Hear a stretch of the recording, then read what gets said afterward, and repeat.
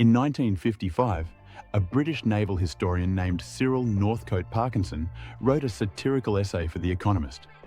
He had noticed something strange about the British civil service. He noticed that as the British Empire was collapsing and shrinking, the number of employees working in the colonial office was actually increasing. There was less work to do, but more people were being hired to do it. He formulated a rule that would become famous. He called it Parkinson's Law. It states, work expands to fill the time available for its completion. If you give yourself a week to write a paper, it will take a week. If you give yourself 2 hours, it will take 2 hours. The complexity of the task adjusts to the container you put it in. But Parkinson's Law doesn't just apply to time. It applies to space. If you buy a bigger house, you will eventually fill it with more stuff. If you buy a bigger hard drive, you will fill it with more files. And most dangerously, it applies to money.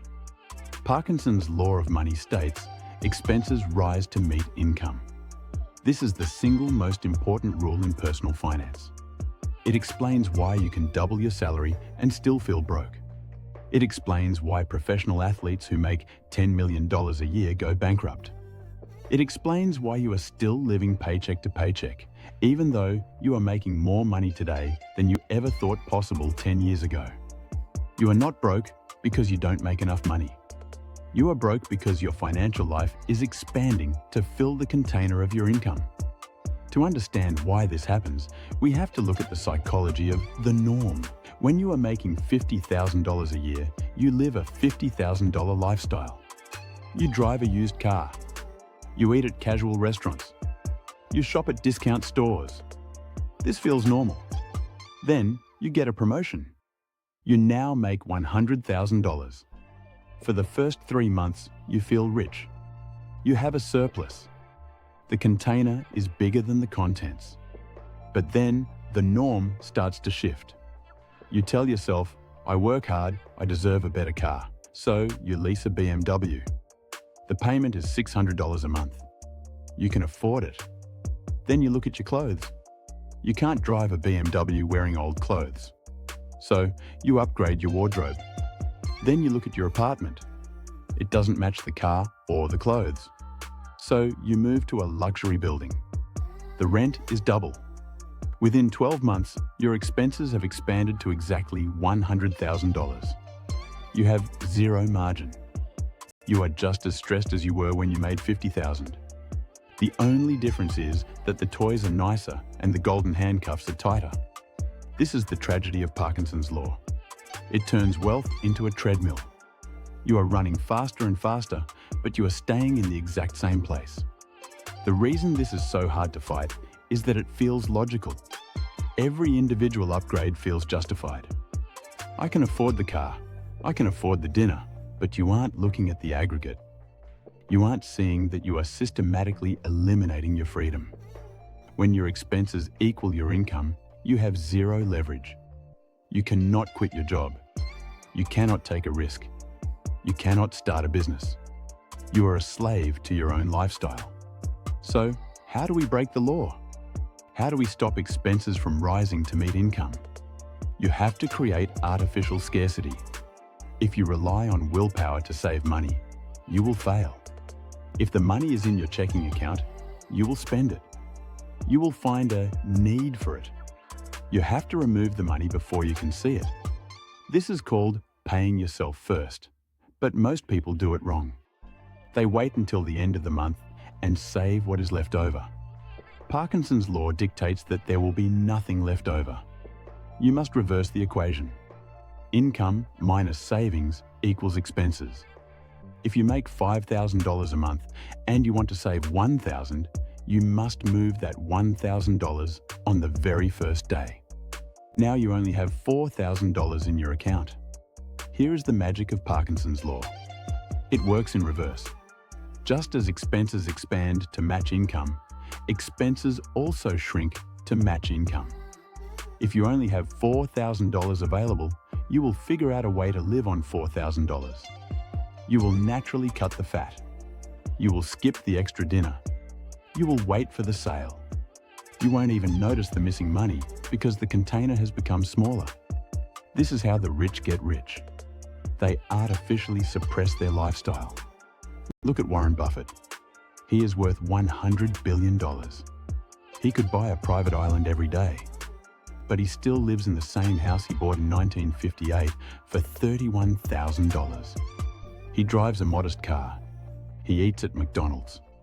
He has crushed Parkinson's law. His income expanded to billions, but his expenses stayed at the level of a middle-class lawyer. The gap between his income and his expenses is the source of his power. That gap is capital. That gap is freedom. But there is a deeper psychological layer here. It is about status versus wealth. We spend money to signal status. We want our neighbors to know we are doing well. We want our family to be proud. But status is a zero-sum game. If you buy a Porsche to feel superior to your neighbor who drives a Ford, you feel good for a moment. But then your other neighbor buys a Ferrari. Now you feel poor again.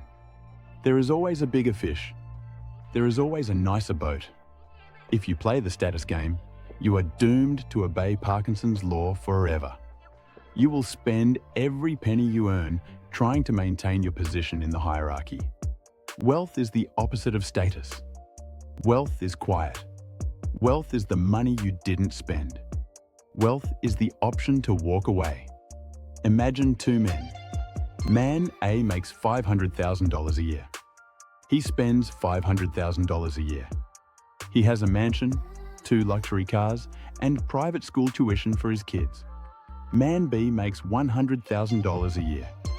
He spends $50,000 a year. He drives a Toyota and lives in a modest house. Who is richer? Society says man A. He has the stuff. But man A is one bad meeting away from bankruptcy. If he loses his job, his life collapses in 30 days. He is terrified. He is stressed. He is owned by his lifestyle. Man B has a 50% savings rate. He has 10 years of expenses in the bank. If he loses his job, he can take a year off to learn a new skill. He can start a business. He can retire early. Man B is free. Man A is a high-paid servant. This is the choice you have to make. Do you want to look rich or do you want to be free? You cannot have both. If you choose freedom, you have to declare war on Parkinson's law. You have to decide that just because you can afford it doesn't mean you should buy it. You have to decouple your ego from your spending. Here is the 3-step protocol to break the law. Step 1, the 50% raise rule. Whenever you get a raise or a bonus, pretend it didn't happen. Take 50% of the new money and automate it into investments immediately. You can enjoy the other 50% for lifestyle upgrades. This allows you to enjoy your success while still widening the gap. Most people spend 100% of the raise. Don't be most people. Step 2, the 72-hour rule. Parkinson's law thrives on impulse. You see the money in your account, you see the shiny object, you buy it. Institute a mandatory waiting period for any purchase over $100. Wait 72 hours. Usually, the urge to fill the void will pass. You will realize you didn't actually need the item, you just wanted to spend the money because it was there. Step 3, define your enough. You need a finish line. If you don't define what a good life looks like, your desires will expand forever. Decide what you actually need to be happy. A safe home, good food, travel once a year. Once you have that, stop expanding. Stop upgrading.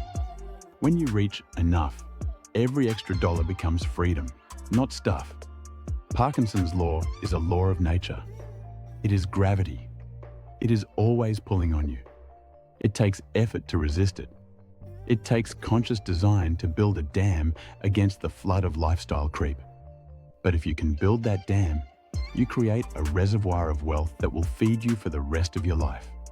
Don't let your life expand to the edges of your income. Leave a margin. The margin is where the magic happens.